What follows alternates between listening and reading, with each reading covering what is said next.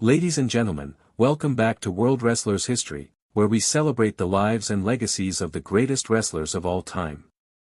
Today, we begin a very special journey into the story of one of the most beloved superstars the wrestling world has ever known.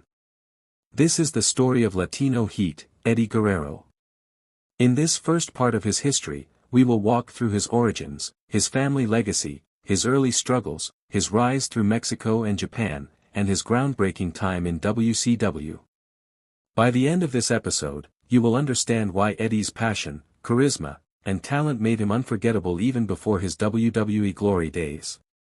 Eddie Guerrero was born on October 9, 1967, in El Paso, Texas, into one of the most legendary wrestling families in the history of the sport.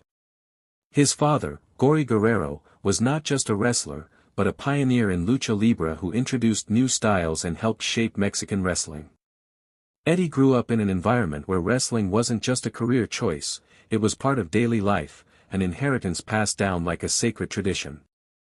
With four older brothers, Chavo, Mando, Hector, and Chavo Jr.'s father, Chavo Sr., already making names for themselves in the ring, Eddie had role models surrounding him from a young age.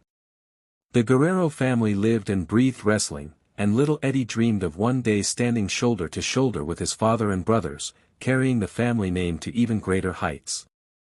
Growing up in El Paso, Eddie was small in stature compared to many of his peers, but his heart and determination were impossible to ignore.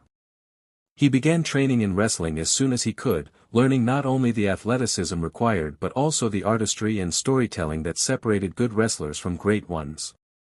His natural charisma and ability to connect with an audience were apparent early on.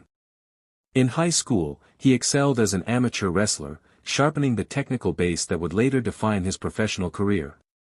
But while Eddie's foundation was being built in Texas, his ambitions stretched far beyond the borders of his hometown. Eddie's journey to becoming a professional wrestler took him first to Mexico, where he followed in the footsteps of his father. Competing under the mask and identity of Mascara Magica, for a time, Eddie quickly made a name for himself in Mexico's lucha libre scene. But soon, he dropped the mask, believing his real personality and natural charisma would shine brighter without it.